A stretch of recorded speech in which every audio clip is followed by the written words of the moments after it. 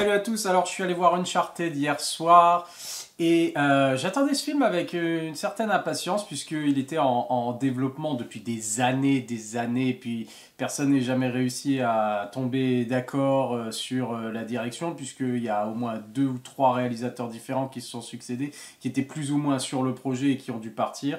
Mark Wahlberg était à un moment avait signé quasiment pour interpréter Nathan Drake et finalement le temps a tellement passé que finalement Mark Wahlberg est devenu trop vieux pour être Nathan Drake et du coup il interprète Sully. Ce qui était déjà bizarre quand ça a été annoncé, c'était bizarre quand on a vu les photos, c'était bizarre dans la bande-annonce, et finalement c'est encore bizarre dans le film. Et du coup le rôle titre est allé à Tom Holland, qui fait forcément, de par les films Spider-Man, qui fait très jeune, et du coup on est sur les origines de Nathan Drake. Et je dois dire que le film est décevant. Pour une adaptation de jeu vidéo, il fallait s'y attendre, hein, c'est la règle.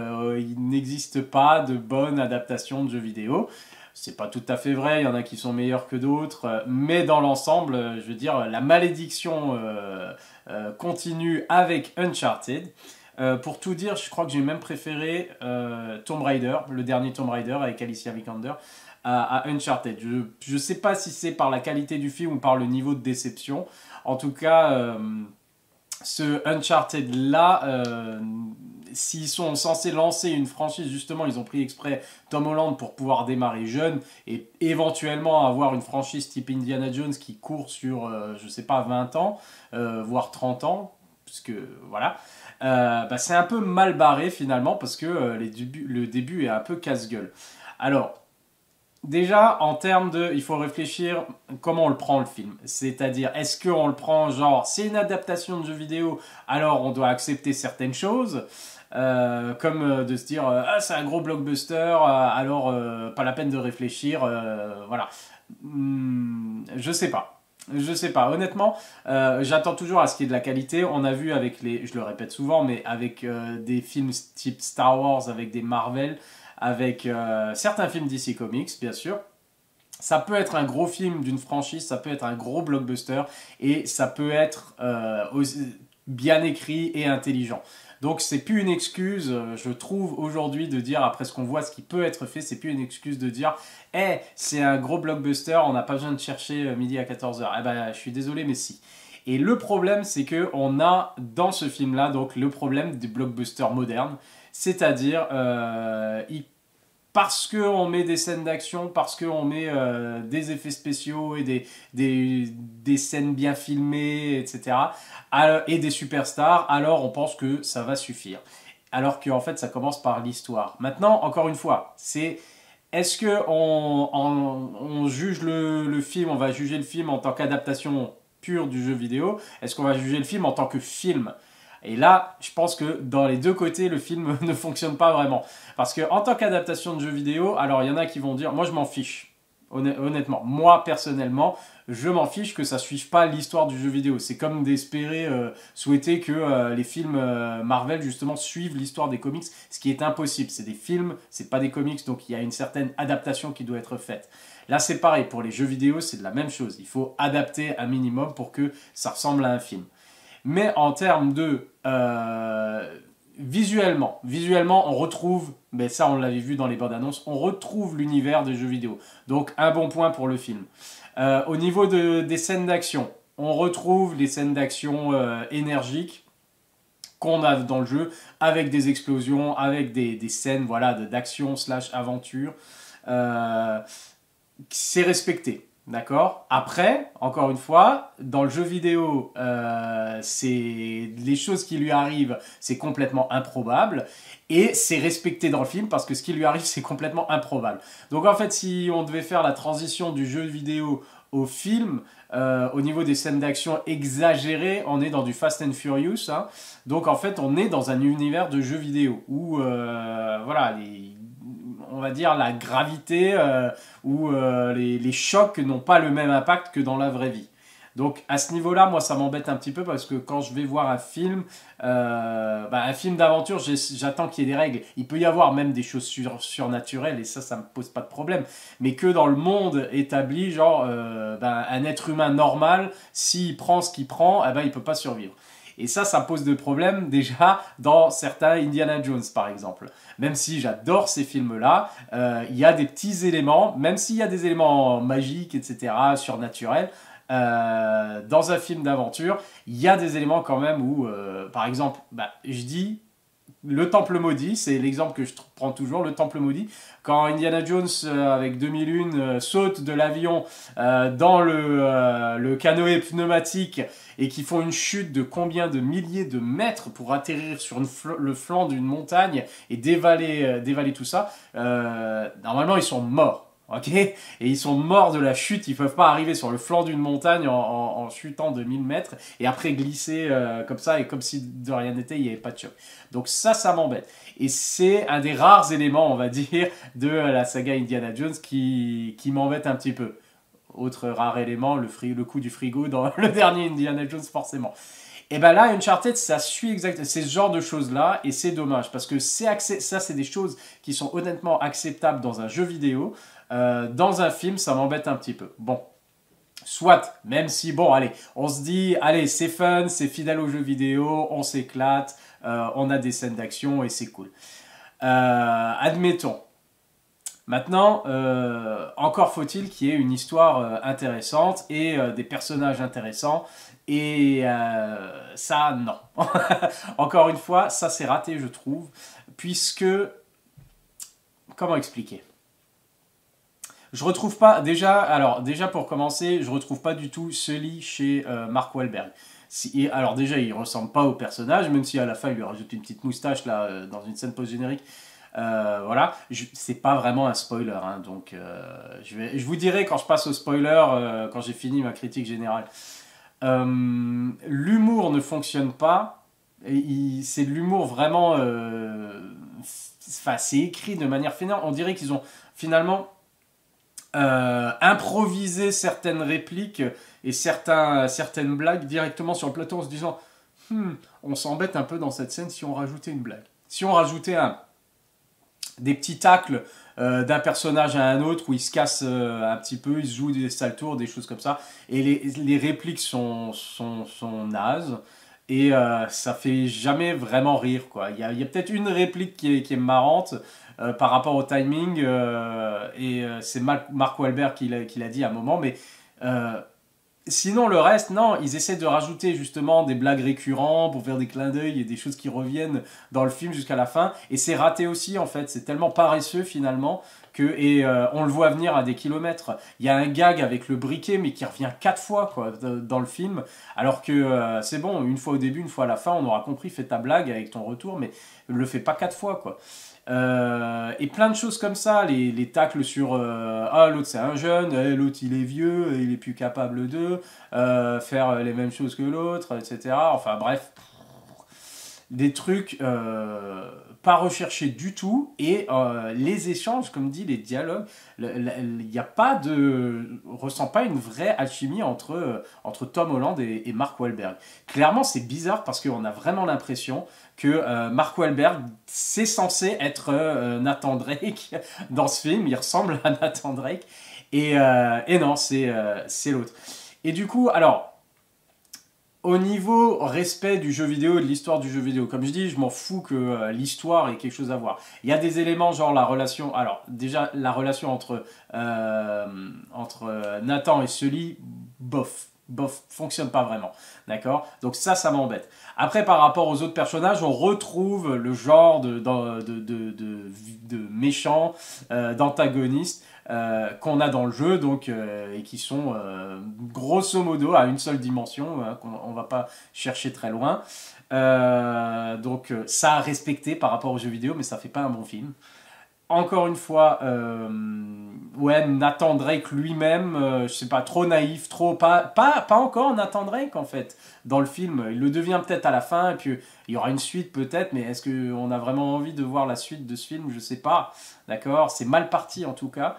Qu'est-ce qui fonctionne? Ah oui, l'histoire. Alors voilà, par rapport aux jeux vidéo, les énigmes, la recherche, voilà, des indices, on va d'une ville à une autre, d'une énigme à une autre, ça c'est respecté. Après, dans l'exécution, c'est un peu bateau aussi, quoi. Il y a des trucs improbables, genre des trucs n'importe qui aurait pu le trouver, et puis là il le trouve et... Enfin, c'est complètement dingue. À un moment, il voit des symboles, des trucs comme ça. Il fait ah ça veut dire ça, ça veut dire ça. Rum. Et d'un coup, brop, il y a des choses qui apparaissent. Et là, il va poser la question qu'est-ce que c'est? Quand c'est des serrures quoi.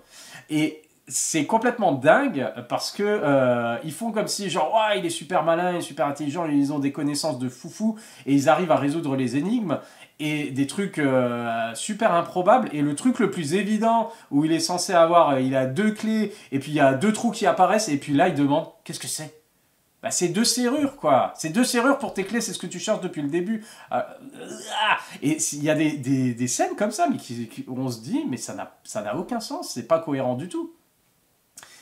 Et voilà. Et donc, ça, en fait, ça énerve finalement. Et puis, ça plus l'humour à deux balles qui fonctionne pas, du coup, on est là, genre. Et puis finalement, bah, des fois, on s'ennuie un peu finalement entre deux scènes d'action.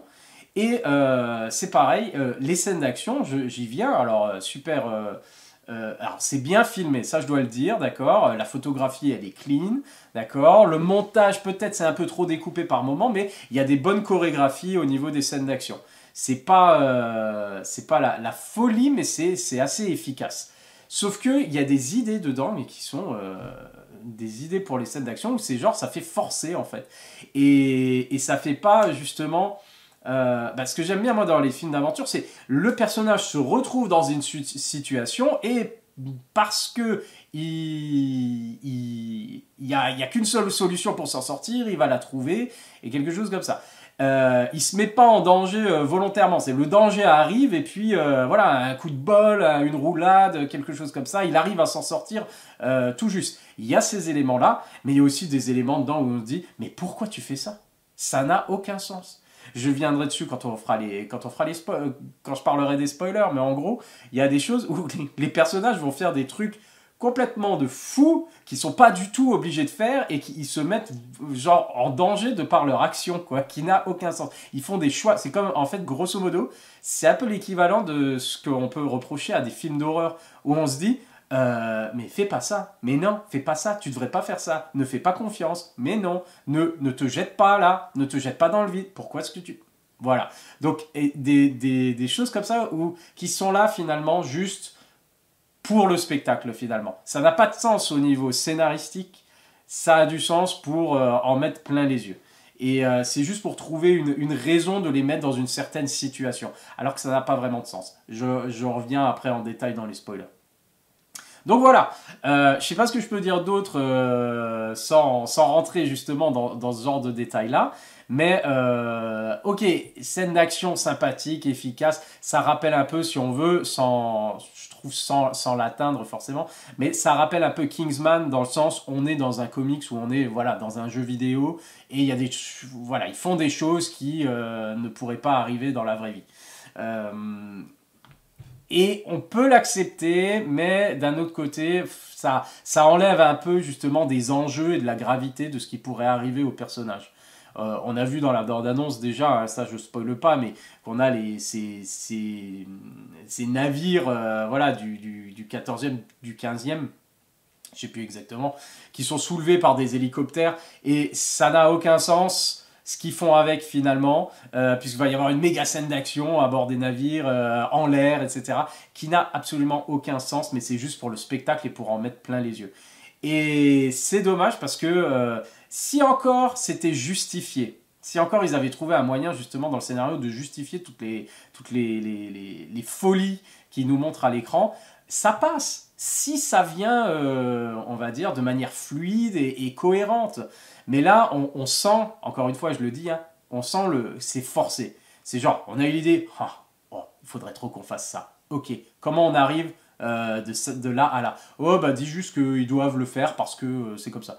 Dis que fais dire au personnage une connerie et puis en fait, on enchaîne.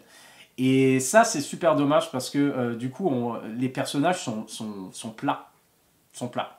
À la limite, Nathan, voilà, il apprend des choses, il apprend à devenir un aventurier plutôt qu'un barman finalement et un voleur, un pickpocket. Il apprend quelque chose, il met en gros ce qu'il a appris de son frère, ce qu'il a, voilà, son talent, il le met au service de quelque chose. Et donc il a appris ça, et puis il s'est un peu plus, il est moins solitaire parce qu'il a rencontré Sully, etc. Sully, pas grand développement du début à la fin, c'est grosso modo le même. S'il y a un élément voilà, qui fait, mais j'en parle dans les spoilers parce que c'est aussi. Ça, c'est bidon. C'est bidon. Et sinon, les personnages secondaires encore dedans, il y a Chloé qui finalement reste exactement la même du début à la fin. Donc, aucune évolution, ils essaient de lui inventer une origin story rapide qu'elle raconte en 2 temps 3 mouvements, voilà pourquoi je suis comme ça, et là on est là, rien à foutre. Ça change absolument rien et le personnage n'évolue pas du tout, donc ça sert à rien. À la limite, plus charismatique, on va dire, c'est la méchante, une des méchantes du film, parce qu'il y a la méchante qui leur court toujours après, et le boss de la méchante qui est Antonio Banderas, qui là, voilà, on lui sert des répliques à dire, mais un truc horrible, pour montrer qu'il est vraiment méchant. On va faire toute une sous-intrigue avec son père qui sert absolument à rien et qui ralentit tout le récit. Enfin, ça n'a pas de sens. C'est super vaseux et on n'accroche pas une seule seconde. Donc voilà, les personnages sont pas travaillés, les dialogues sont nuls, ça sert juste à faire vite fait avancer l'histoire et encore. Les énigmes, c'est pas mal, mais à un moment, il y a des trucs qui sont assez ridicules. Même au niveau des énigmes, il y a des choses où on est là, genre sérieusement. Avec, je spoil pas le truc avec les compas, mais oh, voilà, ça a l'air de rien. Des fois, encore une fois, l'exécution, quoi. Il y a des idées intéressantes même de thématiques par rapport aux personnages et en fait c'est super maltraité quoi, ça fait bâcler, et là je me dis bon, je devais pas être ça devrait pas m'étonner plus que ça parce que je me rends compte que c'est un film produit par Sony et au niveau de la réalisation on a le réalisateur du premier Venom. Déjà là c'est vrai que ça aurait pu m'inquiéter. Ça m'inquiétait un petit peu de ce que je voyais avant. Et ben là, je confirme quoi. Je confirme qu'il peut filmer des scènes d'action, il peut travailler sur, avoir des belles images et plein de choses comme ça, mais non, ça fonctionne pas quoi. Le gars, il a fait pourtant un super boulot sur, c'était Zombieland. Même Zombieland 2 est plutôt pas mal, d'accord. Mais sur le reste de ses films, à chaque fois, je me suis dit, ce mec-là a besoin qu'on lui file un bon scénario pour réaliser un bon film. Et en fait, c'est pas le cas à chaque fois. Et du coup, je me tourne du côté des scénaristes et je me suis rendu compte qu'il y a 5 scénaristes pour ce film. Ce qui est déjà pas bon, ce qui est pas bon signe. Mais on pourrait se dire, il y a 5 scénaristes sur un film, ça doit être blindé quoi. Chacun a apporté peut-être quelque chose à corriger, et en fait non, du coup c'est ça ce qui explique pourquoi le film, enfin il y a il y a un des scénaristes qui a dû venir juste pour s'occuper des énigmes. L'autre scénariste a dû venir pour s'occuper, je sais pas moi, le côté historique, voilà, qu'on essaie de mettre autour. Il y a un autre scénariste qui a dû venir pour juste essayer de rajouter les blagues vaseuses qui font pas rire pendant tout le film. Enfin, complètement dingue qu'il y ait autant de personnes impliquées sur un film, sur une histoire, sur l'histoire du film, et finalement c'est un patchwork de plein d'idées qui ont été mieux faites dans d'autres films finalement, et qui donnent un film plat, avec des personnages plats, malgré les scènes d'action qui sont plutôt pas mal, même si complètement improbables. Mais on va dire que c'est pourtant ce qui fonctionne encore le mieux, quoi. C'est le truc qui fonctionne le mieux, c'est les scènes d'action. Parce que dès qu'il y a voilà, blabla entre personnages, ça va pas loin, quoi. Voilà. C'est du déjà vu, déjà. Et rien. Et en fait, quand je regarde, j'ai vite fait cliquer sur un des scénaristes et je regarde ce qu'il a fait et je me rends compte, oh purée, ils ont pris un scénariste qui avait travaillé sur le dernier Men in Black, là, International, qui était vaseux, sur quoi, c'est lui qui a écrit le dernier Transformer, quoi. Ça doit être un pote de Mark Wahlberg parce que Mark Wahlberg jouait dedans et j'imagine qu'il l'a ramené pour rajoute-moi des blagues là. Et Enfin, un truc, voilà, quand on voit ce que un scénariste, j'ose pas cliquer sur les autres, parce qu'on voit un des scénaristes du film a fait d'autres, on se dit, bon, bah, c'est peut-être pas étonnant finalement. Et du coup, voilà. Mais en fait, le bon point quand même de ce film, c'est que j'étais à l'avant-première et qu'ils m'ont offert le collier de Nathan Drake. Du coup, j'adore ce film. Du coup, j'adore. Ça change tout. Ça change tout. On était tous dans la salle avec notre petit collier. Bon, j'avoue, j'étais le seul à l'avoir sorti. Les autres l'ont gardé dans la poche. Mais ça fait toujours plaisir des petits goodies, honnêtement. Et donc, ça rajoute quand même, je vais rajouter une étoile, je pense, si je devais, quand je mettrais une note à ce film-là, je rajouterais une étoile, juste pour le petit cadeau, parce que honnêtement, ça y est, je me sens tellement plus aventurier, et j'adore tellement ce film maintenant, que j'ai le collier Sic Parvis Magna, ouais, Sic Parvis Magna. Bon, ça va dans ma vitrine, hein, c'est un objet de collection, voilà, je suis content. Mais pour le film, non, quoi. Non! Et maintenant, je vais passer au spoiler pour dire ce qui m'a vraiment énervé. Donc, spoiler,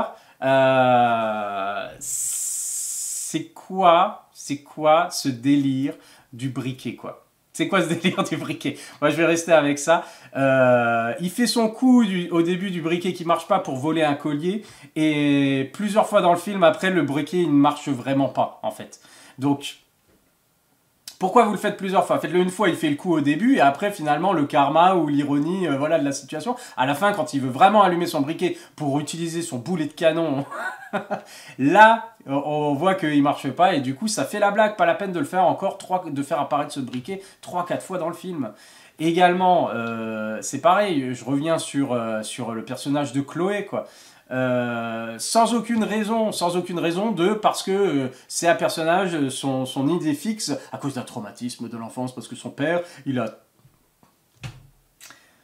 elle a trouvé une poupée en bronze, ou quelque chose, non, une figurine en bronze, je sais même plus, en bronze sertie de diamants sous un pont. Et son père l'a pris et l'a vendu. Et avec l'argent, il est parti, il n'a plus jamais revu. C'est ça son histoire, son origine, quoi. Ça dure 10 secondes, elle le raconte comme si c'était genre, oh, terrible. Et en fait, ça n'a aucun poids au moment où elle le dit, ça n'a rien. On lève les yeux au ciel, on fait, hein. Et alors? Et en gros, ça définit tout son personnage. Elle fait confiance à personne. En gros, c'est une excuse pour dire, je vais trahir tout le monde dès que je pourrai trahir. Et c'est ce qu'elle fait, quoi. Peu importe qu'il lui ait sauvé la vie une fois, 2 fois, qu'il ait montré qu'il était intelligent et qu'il lui voulait pas de mal et qu'il était prêt à s'associer et que c'était pas un sale gars et tout. Non, non, si elle peut, elle va le trahir. Une fois, ok. Ok. Plus tard dans le film, encore une fois. Il la teste et en fait, elle tombe dans le panneau et elle pique quand même le truc et après, voilà. Et ça fait vraiment méchant, ridicule finalement, elle n'a pas de personnalité. Et qu'est-ce qu'il y a? Elle va revenir dans les suites et toujours refaire, ça va être genre comme là Dora l'exploratrice avec Shipper là. À chaque fois elle va arriver genre je vais réussir à lui piquer son truc et puis après il va la rouler parce qu'il lui fait pas confiance, il aura 2 coups d'avance sur elle. Enfin je veux dire ça fait tellement cliché et nul pour ce personnage alors qu'au début elle apparaît quand même comme assez badass et quand même voilà quoi. Mais non elle devient ridicule en fait. Pareil, Antonio Banderas, vas-y que je te mets une sous-intrigue complètement inutile, juste pour montrer que le mec, il fait tuer son père, il fait assassiner son père, parce que il veut être, de nouveau, il veut être le responsable du clan, je sais plus comment il s'appelle là, et que c'est leur or qu'il cherche, qui a été dérobé depuis, voilà, et que... son histoire n'a pas de sens et n'a aucun poids, encore une fois, il n'y a pas d'enjeu. Et tout ça, toutes des scènes avec son père au début, où on a compris tout de suite qu'ils n'étaient pas d'accord et du coup il allait tuer son père. Et un quart d'heure plus tard, il est de nouveau pas d'accord et on se dit, bon bah il va le tuer son père. Et 5 minutes plus tard, bon bah ça y est, il le tue son père. Et tout ça, ça n'a servi à rien. Tout ça pour, après, on s'en rend compte, et encore une fois, prévisible, on le voit venir, il commence à avoir un discours de méchant, genre, j'ai enfin ma victoire, un truc comme ça, devant des militaires et devant la tueuse professionnelle qu'il a engagée, et on le voit venir gros comme une maison, et puis il se fait trancher la gorge, et c'est genre, ah bah en fait, c'était pas lui le grand méchant, quoi, c'était qu'un pion du plan de l'autre, de la méchante, je sais plus comment elle s'appelle, Bradley, je sais plus. Joe, je sais plus. En tout cas, elle était plutôt pas mal, plutôt menaçante, j'avoue. Mais encore une fois, il n'y a rien derrière quoi, au niveau de l'histoire, au niveau des motivations, à part pour le pognon. Et puis des trucs, mais improbables à fond dans les décisions du personnage, c'est pareil. Et je dois dire aussi sur la mort d'Antonio Banderas, il se fait égorger. On n'a jamais vu, je crois, hein, au cinéma, un égorgement aussi propre. Il a une égratignure et il est mort en fait. Ça c'est immédiatement, ça l'a tué et ça s'est cautérisé. Il n'y a pas de... On voit que c'est genre, c'est pour les enfants également. Et elle lui tranche la gorge avec son truc, mais vraiment le truc de fou. Et ça fait genre, tu m'as grillé. Et il est mort, quoi. Il est mort parce qu'il s'est pris un petit coup, une petite égratignure, quoi. Et du coup, c'est un peu ridicule. Alors, soit faites un bruit, comme quand ils ont tué son père, ils ont fait un bruit absolument de mec qui se fait égorger. On l'a pas vu, mais on peut s'imaginer. Là, en nous montrant l'égorgement et le résultat après, quand les autres le découvrent, c'est genre, dur, il est mort. Mais t'es sûr qu'il est mort parce qu'il a juste un petit trait rouge là en fait. Il n'y a pas de sang, il n'y a pas de flaque, il n'y a rien qui a coulé quoi. Alors je sais pas, peut-être je suis trop habitué aux films d'horreur et à ce genre de choses, mais j'imagine que quelqu'un qui se fait égorger et se vide de son sang au point d'en mourir, il doit y avoir quelque chose, autre chose qu'à juste un petit trait rouge. Donc, un peu ridicule quand même, un peu ridicule. La mort la plus clean quoi. Et plein d'autres choses. Je reviens sur le truc des bateaux parce que c'est là que finalement ça devient encore plus con quoi. Ils transportent les deux bateaux par hélicoptère et l'autre elle a tout prévu. Chapeau. Elle a prévu le gigantesque bateau sur lequel vont se poser les vieux galions là. Et on dit galions? C'est possible. Les bateaux pirates où vont se poser les bateaux. Transportés par hélicoptère, bon, c'est un peu improbable. Et puis surtout, ils les trouvent sur une île qui est pas loin d'une station balnéaire et d'un truc comme ça où on se dit personne n'est jamais allé sur cette île-là, elle est complètement inexplorée. Personne n'a volé au-dessus et vu que là dans le trou là, entre les arbres, il y a un truc là. Et c'est des bateaux remplis d'or. Donc c'est encore une fois, c'est super improbable, d'accord, que personne n'ait jamais trouvé ce truc là. Dans ces îles, bizarre. Mais bon, en même temps, c'est Uncharted, ça fait partie du jeu vidéo. C'est comme ça dans le jeu vidéo aussi. Ils arrivent sur des îles apparemment inexplorées. C'est le but, c'est le titre, Uncharted, d'accord. C'est une île inexplorée, quoi. Personne n'est jamais allé là. Bon, on va dire, admettons, d'accord, on le prend. On prend les bateaux avec 2 hélicoptères. Hop. Nathan et Sully arrivent à monter à bord, voilà. Et alors, Nathan reste sur le bateau et Sully il monte et il arrive à prendre le contrôle de l'hélicoptère. Donc ils se barrent tous les deux avec un des bateaux rempli d'or. Voilà. Et l'autre, alors que l'hélicoptère est en train de ramener le deuxième bateau sur l'immense, je sais pas comment on va appeler ça, l'immense bateau, encore une fois, l'immense navire qui va pouvoir le transporter et le sécuriser. Et je crois qu'il y a de l'or dedans, donc quand même ça vaut je sais pas combien, un truc de malade. Donc, pourquoi alors, ces gens, et là, elle dit, la méchante, elle fait, les lâchez pas, poursuivez-les. On se dit, où est-ce qu'il va aller déjà avec cet hélicoptère et avec ce putain de bateau? Il doit pas aller très loin, forcément, donc ils finiront par le trouver et il n'est pas très discret avec. Donc voilà, pourquoi elle a besoin de dire allez à sa recherche et aller à sa poursuite avec le deuxième hélicoptère et le bateau qui pend. Quand je dis que c'est juste pour justifier une grosse scène d'action et d'effets spéciaux avec 2 bateaux qui flottent et qui se tapent les uns les autres et qui va permettre justement de faire un abordage comme à l'époque des pirates où tout le monde va prendre une corde et puis sauter sur l'autre bateau et puis comme ça Nathan il pourra utiliser aussi un des canons et tout, et ça fait genre pirate, à un moment ils se battent avec des épées, et voilà, donc l'idée était sympa au début, mais la manière dont ils y sont arrivés, encore une fois, c'est pour ça que je dis ça fait super forcé, et c'est naze. Et au lieu de poser le bateau et après de repartir avec un hélicoptère ou de les retrouver à un moment ou à un autre, et de s'assurer au moins une prise, parce que ce bateau il vaut quand même des milliards, même si il n'y a pas autant d'or dedans que dans l'autre, et c'est quand même une belle prise. Non, on va risquer de tout perdre juste parce qu'il faut leur courir après quoi. Admettons, bon allez, c'est très court, mais admettons. Ils arrivent à défoncer donc l'hélicoptère qui les poursuit et le premier bateau. Donc tout se crache, bien sûr, spectaculaire, c'est cool. Et juste avant, évidemment, la méchante, elle a sauté sur l'autre bateau en s'accrochant à une corde. Et ouah, le truc super improbable aussi également. Et elle arrive sur le bateau. Et là, qu'est-ce qu'elle dit? C'est genre, si moi je perds, alors vous perdez aussi. Et alors qu'elle était cachée, elle aurait très bien pu ne pas se montrer et rester à bord et les tuer une fois. Enfin, rester à côté du trésor, chiller. Et quand ils posent le bateau, je sais pas où, et qu'ils viennent chercher le trésor, toum toum, elle bute les deux. Là, non, elle se montre à Nathan Drake et elle dit genre, si moi je dois perdre, alors tout le monde perdra. Et genre, elle s'aborde elle-même le bordel, quoi. Ce qui n'a aucun sens. Ce qui n'a aucun sens. Voilà. Et c'est pareil, après Nathan il monte, et il arrive à l'hélicoptère justement, aux attaches, et puis en fait, et c'est là que Sully a le choix. Ça y est, il a toujours fait tout pour sa gueule. Nathan c'était juste un pion pour lui depuis le début, voilà, pour l'aider à avoir le trésor, etc. Parce qu'il avait besoin de lui, parce que pour une raison ou pour une autre, voilà, il savait qu'il était bon, parce que c'est pareil, ça n'a pas vraiment de sens. Et là, il a le choix. Il a son sac rempli d'or. Mais qu'il y en a pour des milliards. Son sac rempli d'or. Et Nathan, qui est en bas, qui essaye de monter. Et la méchante qui arrive derrière. Et là, en fait, au lieu de poser son sac et de dire à Nathan, file-moi ta main, ce qu'il fait genre 2 minutes plus tard. Non, il prend son sac et il le balance sur la méchante. Genre, oh, je sacrifie le trésor pour... voilà. Et après, il dit quand même, donne-moi ta main. Il lui donne la main, il monte dans l'hélico. Ils auraient pu faire exactement la même chose tout en gardant l'or. Enfin, ça n'a pas de sens. Encore une fois, des décisions qui n'ont pas de sens.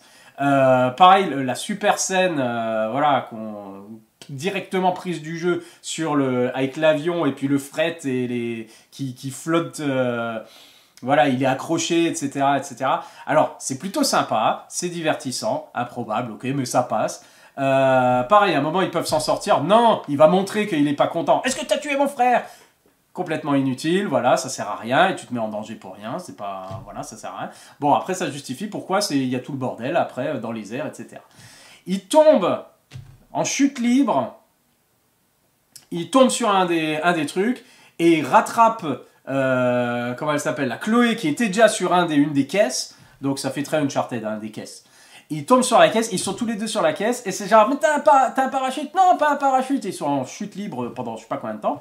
Non, pas un parachute. Et elle, à ce moment-là, non, c'est quoi? C'est elle était dans la voiture qui est tombée, parce qu'il fallait qu'il y ait une voiture qui tombe, et elle est tombée dans la voiture. Et lui, après, il saute, et il arrive sur la voiture. Et les deux, ils sont là, genre, mais comment ça va? Et ils se tapent une discussion sur la voiture qui est en train de chuter, en chute libre, et ils commencent à discuter, quoi. Et ça fait super fake et ça fait ridicule. Après, elle fait genre, t'as un parachute? Non, moi non plus. Et la fille, elle fait quoi? Chloé, elle fait, suis-moi! Et elle se jette dans le vide. Et genre, suis-moi, comme si c'était genre, hé, viens par ici, quoi. Et elle y va. Et lui, il fait, bon, bah, j'ai pas le choix. Et il se jette aussi. Et la manière dont c'est présenté, c'est tellement... Mais c'est ridicule, en fait. Et puis, ils arrivent on va dire, à flotter, voilà, à voler jusqu'à une autre caisse qui a un parachute, et puis il s'accroche à la caisse, et puis il tire le parachute, et puis il tombe dans l'eau. Encore une fois, il y avait de l'idée, mais alors l'exécution, avec tape la discussion sur la voiture en train de chuter et de tourner de trucs, comme si tout allait bien, et comme une conversation normale. Ah ok, bah viens, suis-moi, allons par là. T'es en train de mourir, quoi, tu te jettes à la mort, et c'est genre, ils sont sûrs d'arriver, ils ont jamais fait ça de leur vie, mais ils sont sûrs d'arriver sur la caisse, de réussir, enfin bref, super improbable, ça m'a fait rire, quoi.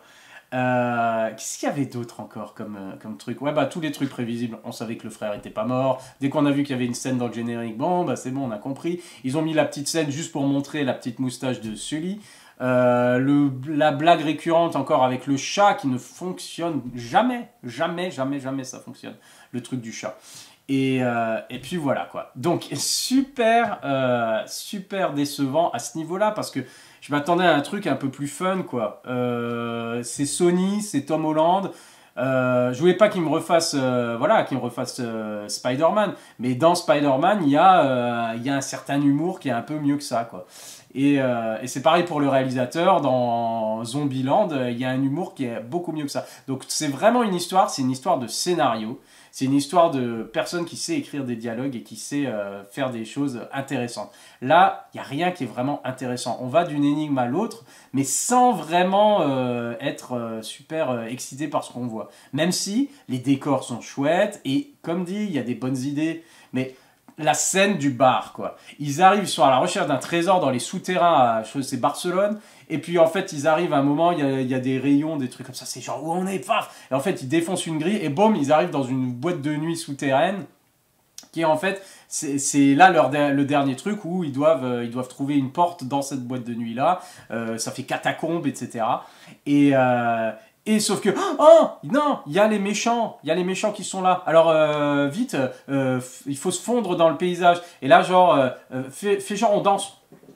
Ah, je sais pas trop danser moi. Et ça dure 5 secondes, il faut pas se faire remarquer. Ça y est, c'est bon, c'est fait. Maintenant, je vais allumer un feu sur le bar. Quoi? Tu viens de dire que tu devais pas te faire remarquer, qu'il fallait être discret, etc. Et c'est genre, mais dans la seconde qui suit, ils font, attends, j'ai une idée. Et j'allume un feu sur le bar.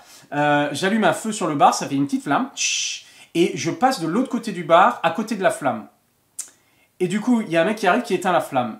Et donc, ça a servi à rien à part attirer l'attention sur « Eh, regardez, j'ai allumé un feu et maintenant je suis derrière le bar. » Ça n'a pas de sens. Et après, il peut se battre du coup derrière le bar pendant que l'autre, elle essaye de trouver. Ça, c'était pas mal. Il y avait des petites idées qui étaient pas mal, comme je dis, mais dans l'exécution et la cohérence, ça n'a aucun sens. Il se bat derrière le bar parce qu'il est super barman, alors il utilise tous les trucs, les gestes de Tom Cruise de cocktail et tout. Et bon, il arrive à s'en sortir, mais plutôt pas mal la chorégraphie, même si c'est un peu surdécoupé, pendant qu'il essaye de résoudre une énigme. Au moins, il y avait un peu de tension là, à ce moment-là, justement, dans la scène. Et c'est pareil, après, tous les deux sont dans le souterrain, et quand Mark Wahlberg est au-dessus, et puis chacun cherche, en fait, voilà, un verrou, un élément, hein, et que les deux autres sont sur le point de se noyer, pendant que lui, il a à portée de vue, voilà, la serrure qui permet d'arrêter l'eau et de les sauver, mais lui, il est en train de se battre, justement, contre la grande méchante. Ça, c'était sympa. Ça, c'était bien. Là, ça créait de la tension. Il y avait des petites traces d'humour, même si, bon, des fois, on se dit, bon, bah, ils sont sur le point de mourir, donc rigole pas trop, il fait pas trop durer, abuse pas. Mais c'était plutôt pas mal. Et ça permettait aussi de montrer que l'autre, il va lui sauver la vie, il la laisse pas se noyer. Et puis après, normalement, voilà, ils sont potes. Et après, non, elle le trahit après ça. Donc en fait, ils ont gâché justement les moments qui sont un peu clichés d'ailleurs. Mais ils ont gâché ces moments-là on va dire, de logique, de connexion entre les personnages où ils apprennent finalement, ils n'arrêtent pas de s'engueuler tous, et personne ne se fait confiance. Et là, en fait, chacun sauve la vie de l'autre. Et normalement, là, ça y est, ils sont unis. Eh ben non, pas du tout. Pas du tout, puisque l'autre, elle le trahit. Et puis, après, il va encore lui faire un... On le voit venir, qui va la piéger, et puis elle tombe dans le panneau, elle le retrahit. Donc rien n'a pris, la relation elle a rien changé du tout, même s'ils discutent, genre ils ouvrent leur cœur et tout l'un à l'autre, et rien à voir. Et pareil, Sully, il a sauvé la vie, il se fait sauver la vie, des choses comme ça, et pourtant ils ont le moment un peu il nous martèle le truc genre oh regardez Sully il a changé, il a pris une décision, il va jeter son sac pour taper la méchante et pour sauver l'autre, sauf que ça n'a pas de sens à ce moment là, ça n'a pas de sens et c'est super gros et c'est super maladroit en fait. Donc voilà, et c'est pareil. Alors, une dernière chose et après j'arrête hein, sur les trucs que j'ai trouvé un peu con, c'est ils sont sur le bateau est en train de voler, ils sortent de la cabine avec leurs épées, les méchants les ont pas vus.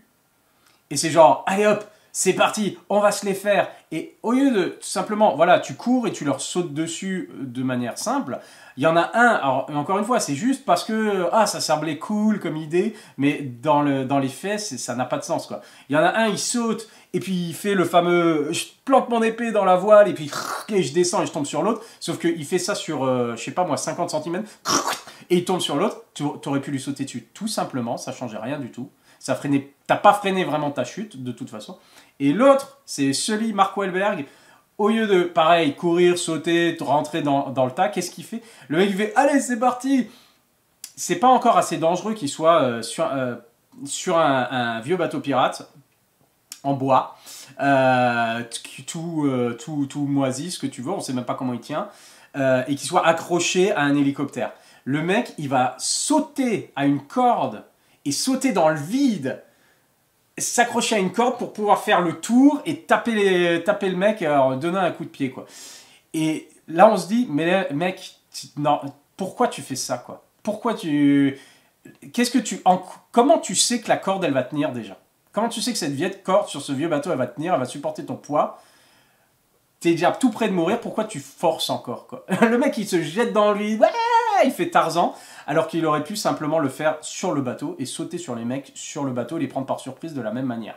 Et non, il disait, ça fait cool, mais c'est genre le personnage qui prend un risque inconsidéré et irréfléchi, alors que c'est censé être un professionnel, juste parce que c'est cool à voir, quoi. Et ça m'a un peu énervé, quoi. Si encore il avait pas le choix, si encore il était accro, genre il saute avec la corde et puis il se prend un coup et du coup, ouais, et il se retrouve, oh merde, je suis dans le vide et puis la corde craque, ou un truc comme ça et puis c'est genre, ouh, là on flippe, quoi. Le mec il va de lui-même se jeter dans le vide avec la corde pour faire ce truc super cool. Et c'est ça le problème de cohérence dans ce film, les trucs que j'ai du mal à accepter en fait là-dedans. Voilà, bon. Peu importe. Peu importe. C'est tout pour ma critique de Uncharted. Donc je peux pas vraiment le conseiller parce qu'il est pas... Voilà. Allez, il est divertissant. Si on aime bien le jeu vidéo, on retrouve certains éléments du jeu vidéo. Mais bon quoi. Mais bon quoi. C'est dommage, une occasion manquée, surtout après tant d'années de développement. Et c'est genre, ah ça y est, enfin on le fait. C'est genre, ah bah ça y est, enfin vous devez avoir un scénario béton depuis le temps où vous le développez et puis personne n'ose le réaliser. Et en fait, pas du tout quoi. Pas du tout. C'était basique, c'était vaseux. Benjamin Gates, le premier Benjamin Gates, meilleur. Meilleur film. Et je pense que Tomb Raider avec Alicia Vikander était un meilleur film aussi. Voilà, c'était ma critique pour Uncharted. J'irai pas le revoir. J'espère que s'il faut un 2, peut-être il change l'équipe. Il y a d'autres scénaristes, un autre réalisateur, peut-être, je sais pas. S'il faut un 2, peut-être. En fonction de qui est impliqué. Mais ça donne pas envie, honnêtement. Ça donne pas envie. Voilà. C'est le Fast and Furious des films d'aventure. On peut dire ça. Allez, à la prochaine. Bye.